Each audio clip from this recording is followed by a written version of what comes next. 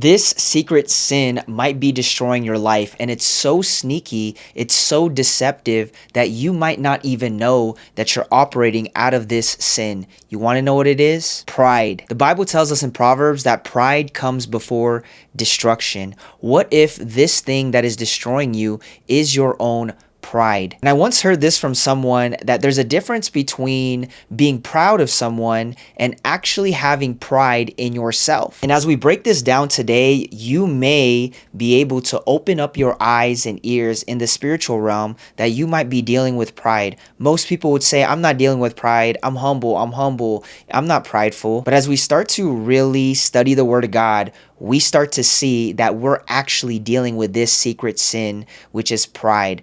And I'm telling y'all, once you think, oh no, I'm not prideful, that might also be a form of pride. So as we go into these different verses, as we open up today, we'll talk about what pride really is and how to actually overcome this according to the Word of God. Because culture has diluted what we give meaning to a lot of these words, and I want the Word of God to be able to enlighten the eyes of my understanding. I want to know what God says about these topics and how to know if I'm really dealing with this. Now I'm going to start from the book of Genesis chapter 3 just to open up on this topic. It started with Adam and Eve. It derived and really allowed us to inherit that sinful nature that started in the garden when they got tempted. In Genesis 3:5 it says this, "For God knows that in the day that you eat of it, your eyes will be opened, and you will be like God, knowing good and evil." This is for eating from that tree from good and evil.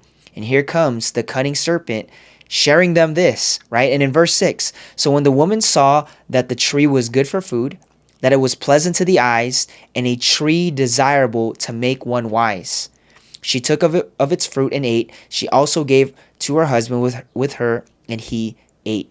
This just shows what the cunning serpent spoke to Eve. God told them in Genesis 2 not to eat of it because they're going to die. But the serpent came in and was like, no, you're not going to die. Because if you eat of it, you're going to be like God. You're going to know the things of God, right? And this is where pride comes in. So what causes pride? It's selfishness. It's wanting to have control of the situation and not putting something into God's hand. It's the inability to give this situation to God. And again, we inherited this from because of our sinful nature, right? Of our flesh, the sinful nature that was inherited by Adam and Eve. And pride can come any moment. Even myself, I have to continuously check my heart. I got to look and examine myself to know if this is really being prideful. And the more I know the Bible doesn't mean that I'm not prideful. The Bible actually tells us that knowledge puffs up. Proverbs chapter 8, verse 13, "The fear of the Lord is to hate evil. Pride and arrogance and the evil way and the perverse mouth I hate." God hates this. Proverbs 16:13, "Pride goes before destruction, and a haughty spirit before a fall." Isaiah 13:11, "I will punish the world for its evil and the wicked for their iniquity. I will halt the arrogance of the proud and will lay low the haughtiness of the terrible." Again, we have to examine ourselves. You might be dealing with this. This can happen any point, any moment, any time, any person. It doesn't matter how long they've been a Christian. It doesn't matter how long they've been following Jesus. It doesn't matter if they go to church every week. We need to be able to expose this secret sin because of this deception, to be able to plant seeds within that allow us to operate from a place that is prideful, that is all about selfish glory. Because sometimes people could say, oh, I'm doing this for the glory of God, but really you're doing this for yourself. Check your heart, fam. Now, I just want to help y'all how to overcome this. We kind of went a little bit into knowing what pride is, but let me tell y'all real quick. Pride comes before destruction, right? We have to continue to examine our heart.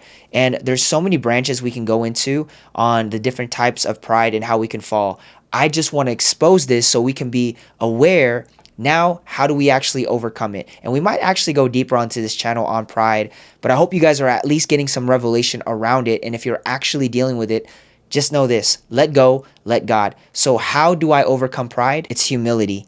Being humble. God resists the proud, but he gives grace to the humble. This is in the book of James. Now, let's talk about the 3 ways of how to overcome pride, but be able to come from a place of humility. How can I be humble? Because humility is what's going to cure the pridefulness. Number 1 is God's will. we must be able to abide in God's will.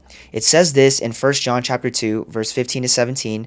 Do not love the world or the things in the world. If anyone loves the world, the love of the Father is not in him. Then it exposes the stuff, right, that is of the world. For all that is in the world, the lust of the flesh, the lust of the eyes, and the pride of life, is not of the Father, but is of the world.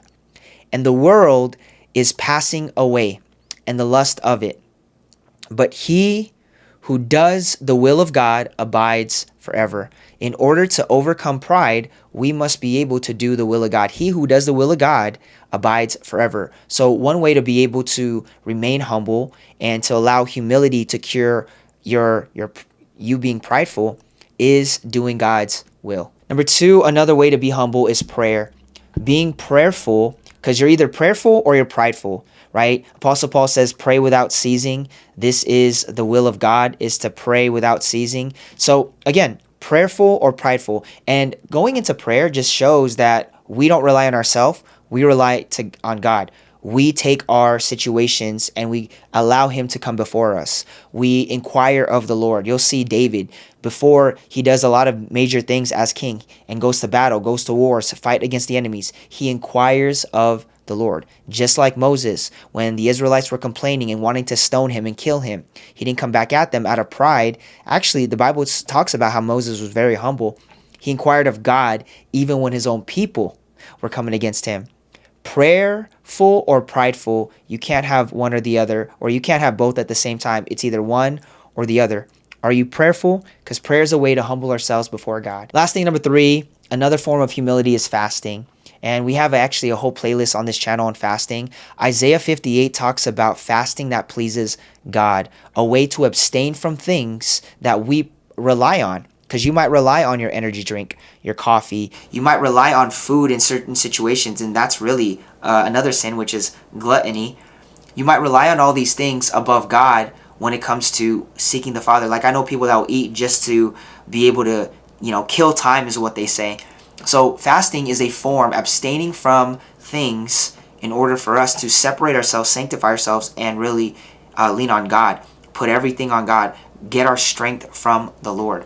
Fasting is another way to humble ourselves. And a lot of this, the prayer and fasting also comes, one verse I like is in 2 Chronicles 7:14. If my people who call me by my name would just pray, would humble themselves, would seek my face, would turn away from their wicked ways, then I will hear them and heal their land. So I think being able to fast and pray are definitely ways to humble ourselves. And then we talked about it, God's will. God's will. So all these things allow us to be able to overcome the temptation and to make sure that we don't get too much of ourselves, or we're not so full of ourselves that we can't be full of God. We got to empty ourselves of the world, right? The lust of the flesh, the lust of the eyes, and the pride of life. Empty ourselves and fill ourselves up with the glory of the Lord, with his Spirit, in Jesus' mighty name. God bless you, family. Hope you guys enjoyed this, and this really helped y'all when it came to overcoming pride and this secret sin. If you guys stayed till the end, thanks so much. Tap in, hit the sub, hit the like button. Also, if you guys want to know the different wills of God, how to know I'm in God's will, go ahead, tap into this video. I know you guys will be blessed by it. Take care. We'll see you guys in another video. In Jesus' mighty name, bye-bye.